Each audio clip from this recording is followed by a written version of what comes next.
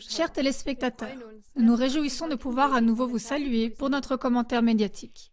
Comment vous sentez-vous si après un repas pris dans un beau restaurant, vous dites au chef que le repas ne vous convenait pas et que vous constatez que votre critique n'intéresse aucunement le chef? Complètement indifférent, il vous sert le même repas le lendemain. Il en va de même pour un nombre toujours plus grand de citoyens quant aux informations des masses médias concernant la crise Ukraine-Russie.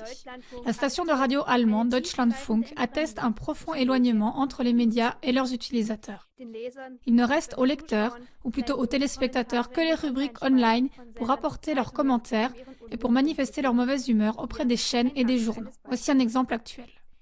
Le portail d'information de T-Online a annoncé le 15 août 2014, sous le titre « Un convoi de l'armée russe avance en Ukraine », que des journalistes britanniques auraient observé qu'un convoi de l'armée russe avec 23 convois blindés se serait avancé sur le territoire de l'État ukrainien.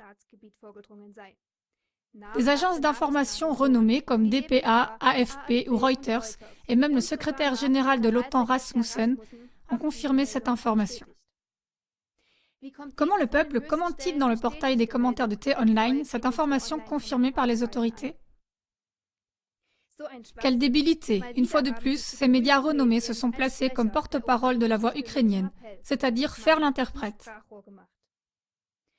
Un autre dit: deux reporters anglais observent, mais ils ont oublié de faire des photos. Ne permettez pas qu'on se foute de votre gueule. Ici a lieu une bataille de propagande. Jusqu'à présent, il n'y a pas de preuves solides pour une seule action prétendue des Russes en Ukraine de l'Est. De tels commentaires ne sont pas des cas uniques, mais ils ont été confirmés par la majorité des presque 1000 participants au forum. L'approbation s'élève même à plus de 80%. Beaucoup d'entre eux commentent ces informations avec une grande incompréhension. De tels exemples montrent qu'une nouvelle époque a commencé.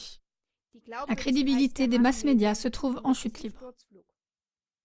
Le profond éloignement entre les médias et les utilisateurs, confirmé par la station de radio allemande Deutschlandfunk, est dramatique. Les gens reconnaissent de plus en plus. Ça, c'était de nouveau un mensonge. C'était à nouveau une duperie. Et ils arrivent à la conclusion: nous ne vous croyons plus. Une lettre d'un mouvement néerlandais pour la vérité adressée au président Poutine et qui a été déposée dernièrement auprès de Klagemauer TV confirme que les médias de masse ont perdu toute crédibilité auprès de beaucoup de citoyens. Cette lettre montre que les gens ont même honte du comportement des médias et qu'ils s'excusent auprès du président Poutine et du peuple russe pour ces informations scandaleuses. Nous citons ici un petit extrait. Nous, les Néerlandais éveillés, qui discernons et refusons cette propagande des médias occidentaux et ces mensonges de nos politiciens, nous voulons nous excuser auprès de vous. Malheureusement, nos médias ont perdu toute critique saine et indépendante et ne publient que ce que la politique leur commande. Impuissants, nous devons regarder comment l'Occident, sous la direction des États-Unis, accuse la Russie d'activités auxquelles ils prennent eux-mêmes part.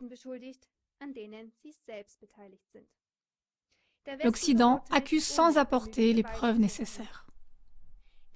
Nous insérons l'intégralité de la lettre à la fin de l'émission. Vous pourrez diffuser cette lettre et notre émission afin que les gens reçoivent de nouveau ce qui leur est dissimulé, la contrevoix. Nous vous remercions pour votre attention et vous souhaitons une bonne soirée.